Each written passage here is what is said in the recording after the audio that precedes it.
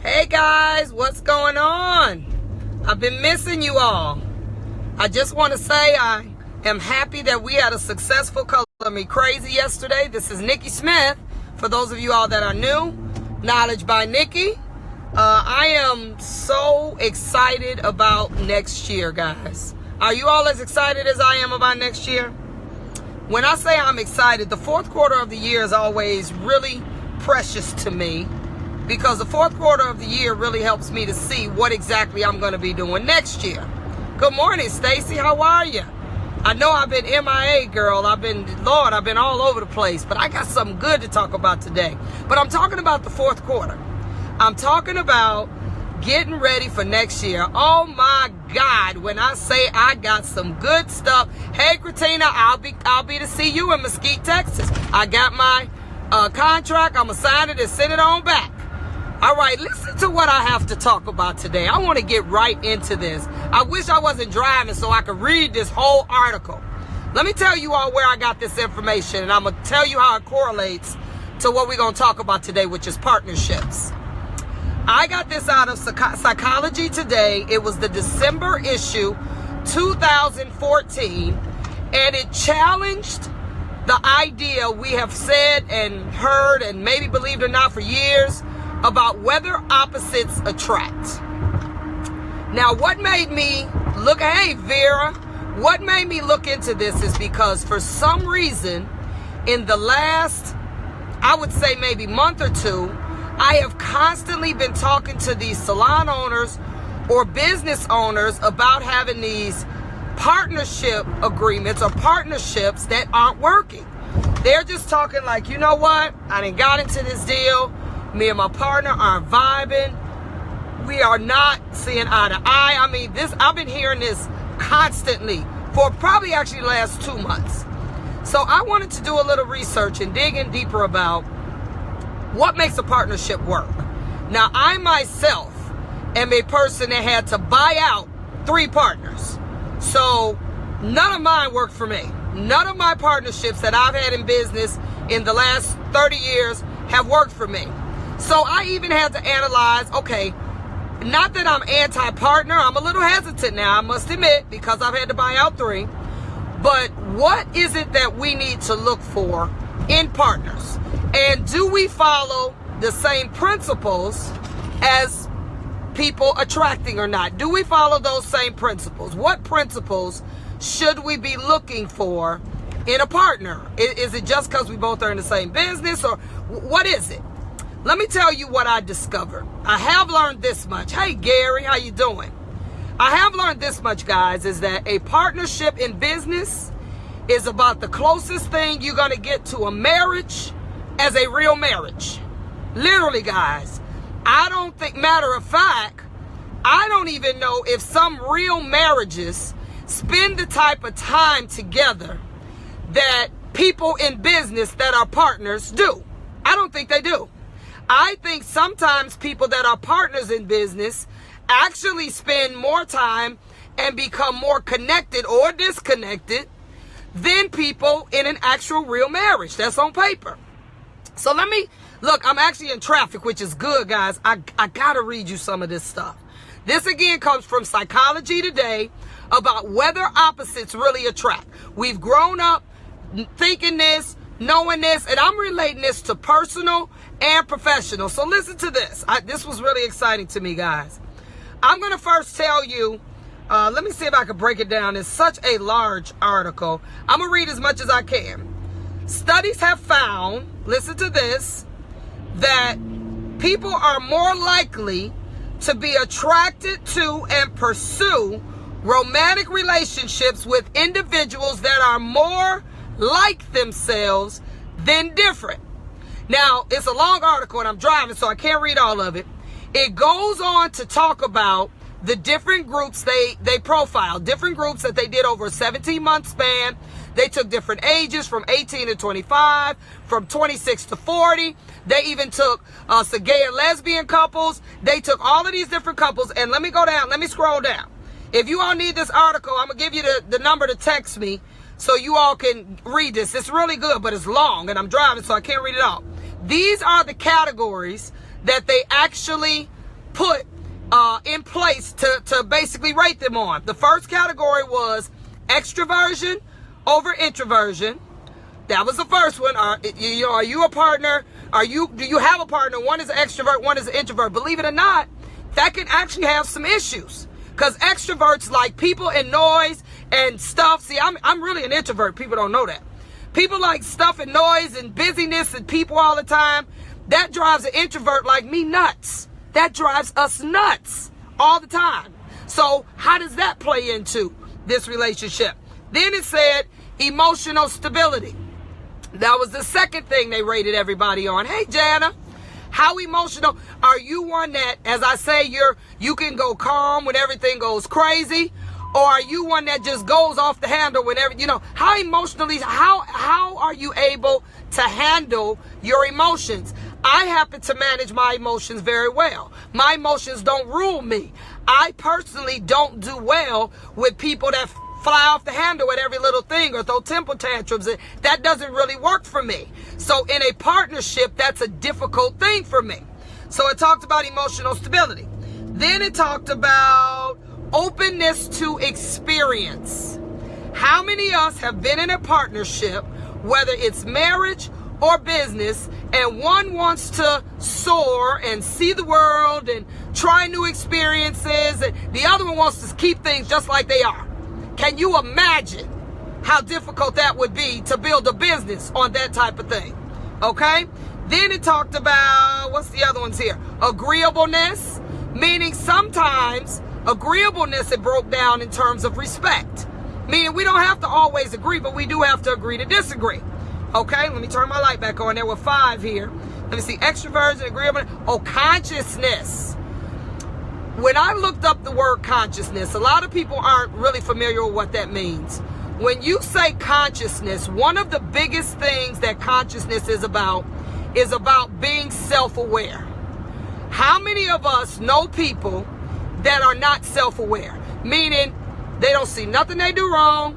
They don't see anything from other people's perspective. They don't see themselves at all. Everything is some way somebody else did it. They're not really conscious of themselves or sometimes things around them. They're very disconnected from what's going on, and that could be a difficult place to deal with someone if you're a very conscious, present person to someone that's very unconscious and abstract, is what I call it. It's always something else or somebody else. So let's talk about that. The article goes on, and the article is long, guys, but it is so good. I think I'm going to print it out. The article goes on to talk, and it basically rates them in the different systems. And let me see if I can find it. It said the things that they were most, they had to be most alike in, I think, was consciousness and consciousness and openness. That was the thing that it found, that the traits had to be a lot more consciousness and openness to change, is what it said. So that's basically trying new experiences. It said that these 2 things were the things that were almost deal breakers. Did you know that? Consciousness and, I'm trying to make sure I'm not forgetting none. I want y'all to get all this. Consciousness, extroversion, and open to new experiences. Out of those 5 things I just told you, it said that those 3 things were literally vital to a relationship sustaining.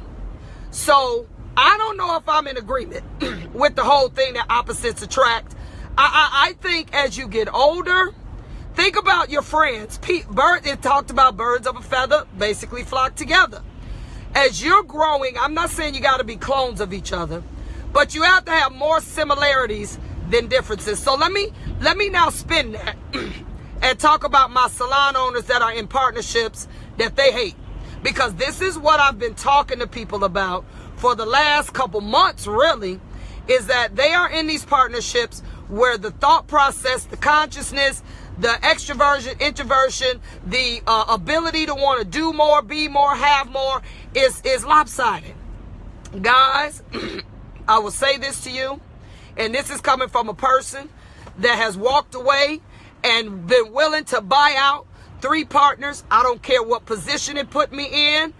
It doesn't work. It does not work. two places, and I usually say one, but two places you cannot have constant disharmony and stress is where you lay your head and where you spend the majority of your time. It doesn't work. Most of us spend more time at business than we do at our homes. You cannot have total turmoil because you and your partners just not vibing. It comes a time when you say, you know what, guy? I ain't gonna say they're wrong or I'm wrong. I'm just gonna say we're not compatible. How about that? We're just gonna say we don't have the same vision. We don't have the same dreams. We just can't work together. You could probably work with somebody else, just not me. You could probably do this business well with someone else, just not me. It is okay to be different. My life and my travels nationally, internationally has allowed me to respect and to appreciate difference. But I don't have to live with it. I don't care who you worship. I don't care how you do what you do. As long as you ain't bothering me, but I do not have to align myself with you. I'm telling you guys, it doesn't work. In business, it doesn't work. And don't be afraid if you're in a partnership and it ain't working and you can't sleep and you're tired of fighting, you tired of stress, don't be scared to walk away. You know what? This ain't working for me. Let's figure out how we gonna dissolve this. Let's figure out how we go. Let's form an exit strategy. Let's do that. Let's do that. And if you got to do it by yourself, that's right, Vera. See, I do it by myself now. I done bought out 3. I ain't got no more money to buy out no more partners. I'm good right now. Now, I don't mind forming what I call temporary partnerships, meaning 2 businesses coming together. You all have seen how Baskin Robbins and Dunkin' Donuts come together. They got their own identities. They just share space, save money. That's the kind of partnerships I want. I want you to have your own thing, me to have my own thing. We come together, build each other, and we're good. That works for me. But I still realize, we watch Shark Tank, all these things. It is necessary at times for financial reasons, for growth reasons, for experience reasons that you may not have. It is necessary for us to align ourselves at times with people. You cannot get around it. But you must court that relationship first. Date them.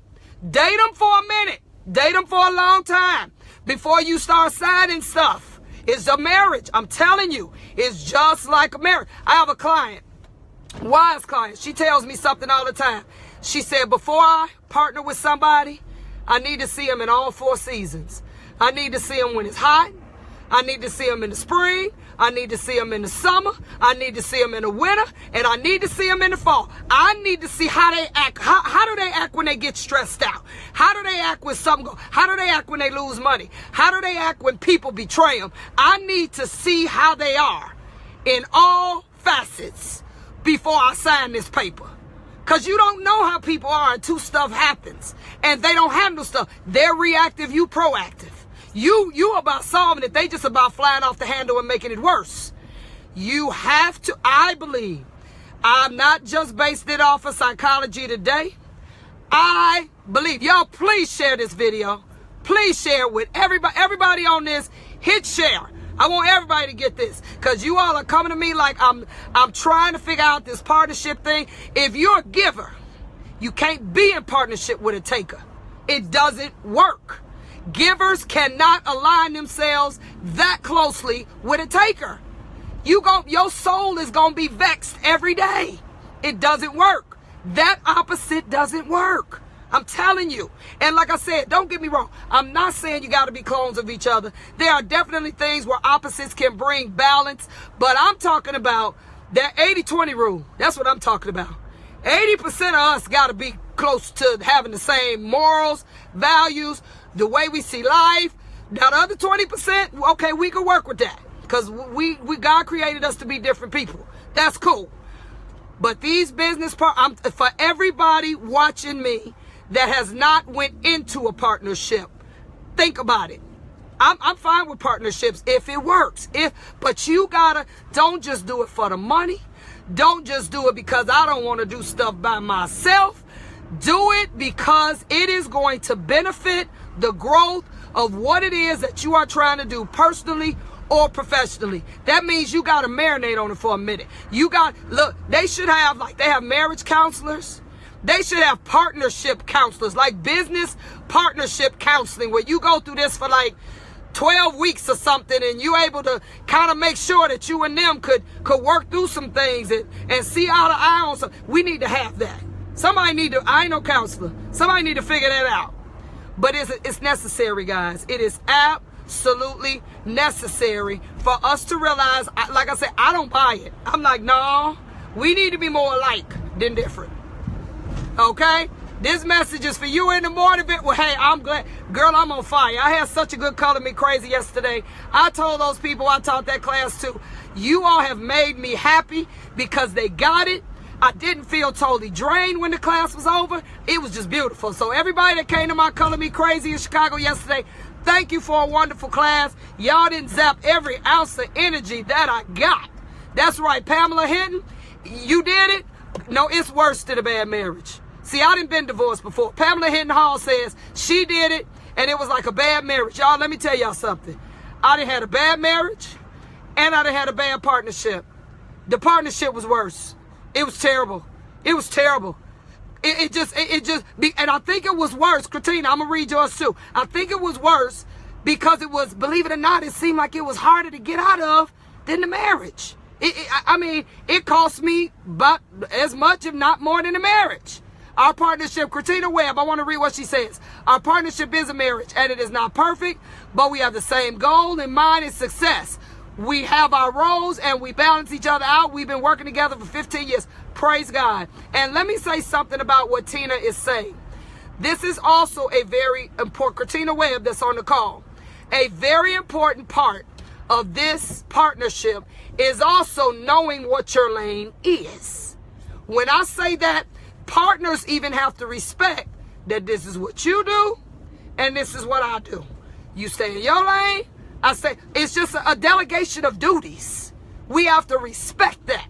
So I'm telling y'all now, you got to give people that the morals and the value and the ethical system and how they see things needs to be more similar than different. Okay, just hear me one. And that's personally and professionally, guys. So I was talking so much yesterday, I'm losing my voice. But this is something that has become really dear to me because it's something that I keep getting asked the question about, how do I get out? I can't do this no more. I'm tired of this. I'm tired of that. Who wants to go anywhere that you spend 12, 14 hours, 16, 17 hours a day, and you all can barely talk to each other? If anybody on this Facebook Live has ever been in a marriage where you living in a house with somebody and y'all passing each other every day and not saying two words, it is awful. It is absolutely awful. You can't do that at work and you can't do that at home. And let me tell you something. When you have that experience at work, I'm reading a book, I just finished it, called Leaders Eat Last, because I've actually read it like 3 or 4 times. And it talks about, I forgot what chapter, but it talks about people that hate going to work. There is a hormone that is secreted that our body naturally secretes called cortisol.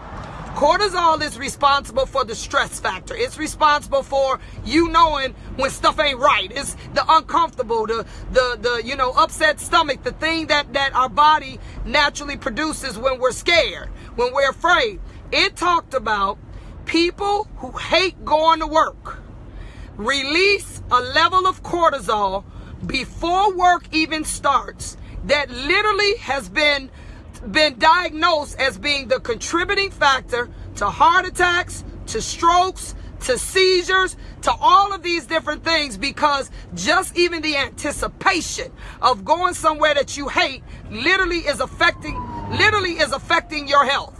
Literally.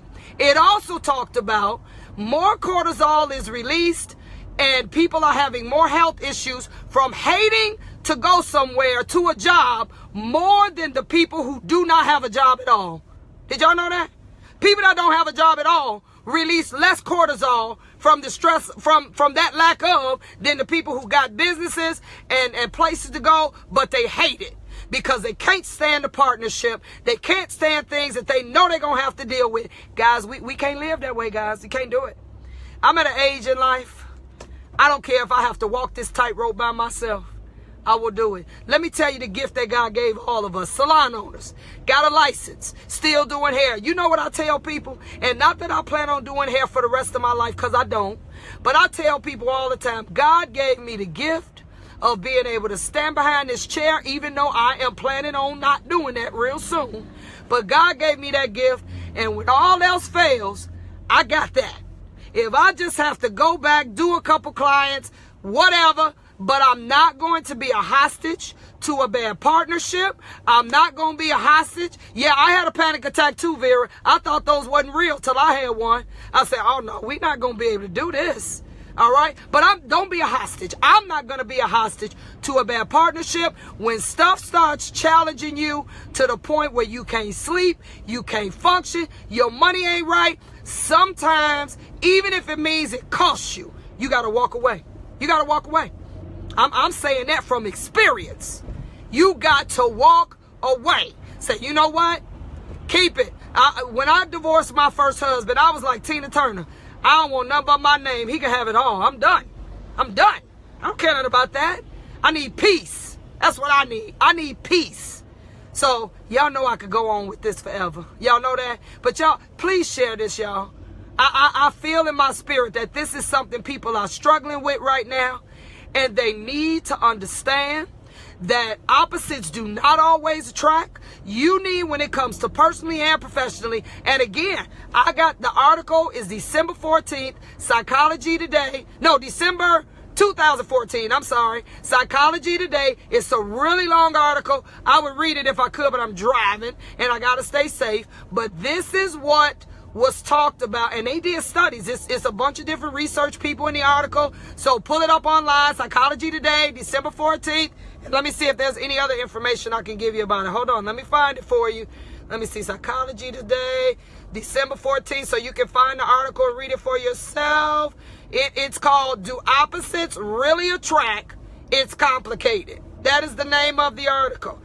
Posted December 29th, 2014. Okay?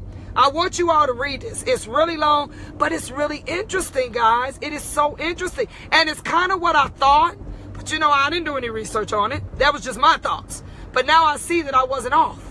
All right, so if you are in a partnership, salon owners, a lot of you all have said you're coming to my conference. You all know now, I'm having this conference, and I already got people signed up for this conference, and it's next November. So text me, we're going to talk about this kind of stuff. I hope your partner's there. 708-798-7900. Madara, put that on the screen for me, babe. 708-798-7900. I'll say it one more time. 708-798-7900. That's my text line. You can text me directly. Say you want information. I'll send it to you directly. My website should be up by Monday. It should be up by Monday, and I'll have everything there. Thank you, Jennifer. Great topic. Real talk. Yes, girl. The conference is going to be in Chicago, November 4th and 5th. It is called the Save Our Salons or Salon Owners Strategies Conference, SOS. We got to save these salons, guys. Thank you, Jana.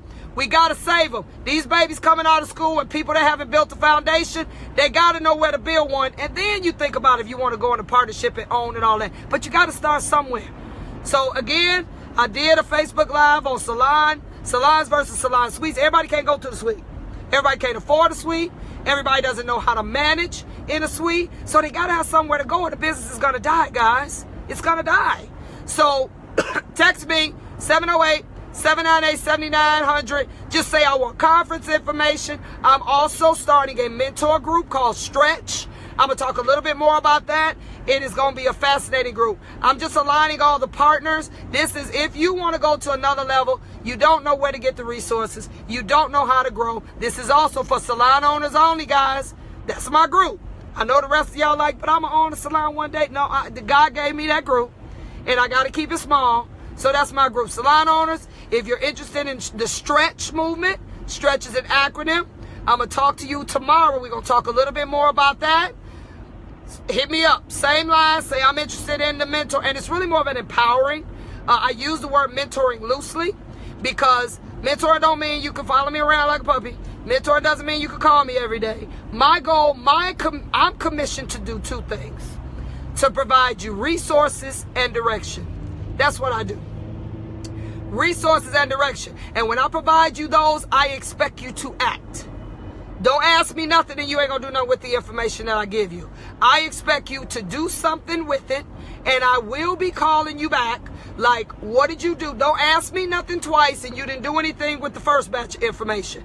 Until you do that, they don't need us going no further. So I'm that type of mentor. I'm gonna make you do it. I'm an action girl. I'm a girl, the minute I leave a class, I'm already in the class, really. Like, okay, what am I going to do with this information? How am I going to put this into what I'm doing? If it's a hairstyle even, who am I going to do it on? This is what I promote. I promote people to move. Sitting down don't get you nothing. We got to move, guys. All right, guys? So, guys, Knowledge by Nikki with 1K.com. And I'm getting ready to hit. I'm on the road. I'm in audiobook mode, so I'm gonna listen to my audiobooks because I need to accountability. Oh God, that's a whole. We might have a whole day on accountability, Jenna. But that comes with that consciousness. You know, it's hard for some people to own some stuff. I love watching Ayanna Vanzant. What's her word? You gotta own your truth. That's hard for some folks. You know, it ain't hard for me because hey, if I'm wrong, I'm wrong. Okay, keep it moving. If I messed up, I messed up. I'm sorry. Okay, if I failed, I failed. Okay, it ain't final, so let's keep it going. Take the hit. Be honest. Sometimes when you do stuff, you just got to tell people, you know what, I did it. I'm sorry. But don't lie about it. Don't try to act like it wasn't. You know it was you. It was you. You did it. You have the right to take that. Matter of fact, let me tell you, people gain a different level of respect for you when you will own up to something that you do. I'm going to say this before I go. I remember Magic Johnson, those of you all that are old enough. Magic Johnson, back when the AIDS thing was just this big scare because nobody really understood it or knew what to do about it. Remember Magic Johnson when it came out? What I respected so much about him, he didn't let it linger. He didn't let it become tabloid stuff for too long. That man said, I'll tell you what, I'm going to get right on this TV. And I'm going to say, I did it. There was my frivolousness, sleeping around with all these women, doing whatever it is that I did. I did this to myself. This is what the results of my actions have been. And guess what, guys? Once he did that, it was over. Ain't nobody had nothing else to talk about. Everybody's like, okay, I'm done. Truth is true. And it will set you free. It'll cut the naysayers down. It'll give people a different level of respect for you because of your transparency. We got to live in truth. And it's the only way to grow truth, grow realistically. Everything else is a lie. And a lie ain't nothing but a house built on sand. That's all it is. It's going to crumble. All right? But y'all know I got my voice is going, guys. I've been talking for 2 days for I don't even know how many hours. So I'm going to let it go. You all text me. 708. Hey, Lamont. I saw you this morning too, Lamont. 708-798-7900. Any information you have. I also do, that's right, Lamont, own your truth. I also do salon business coaching. I do salon assessing your salon. And that's actually why I got to get off this call. I got somebody I got to coach in the next few minutes. They want me to, your salon jacked up. I'm the Black Tabitha. I've been doing it a long, long time. I just am not on TV yet. All right? You all, I can help you out there too. So if you're interested, 708-798-7900 or hit me up, Knowledge by Nikki. Thank you, Jen. KnowledgeByNikki.com, Nikki, N-I-K-I, 1K. And I will see you tomorrow, same time, 8 o'clock to 8. Hi, Eddie. I'm calling you in a minute, Eddie. 8 o'clock to 8:30 Central Time every Monday through Friday. And guys, I got a whole list of stuff. So I won't be off. My last travel date is this weekend. I'll be grounded for 2 months. I got big plans for the 2 months. So I'll be able to really be consistent with doing this thing. And I'm looking so forward to it, to just kind of being in one spot. So I'll see you tomorrow. Tomorrow's what's today? Tuesday? I'll see you tomorrow, Wednesday, 8 o'clock. Share this video. Everybody, share it. Okay? Peace out. See you tomorrow.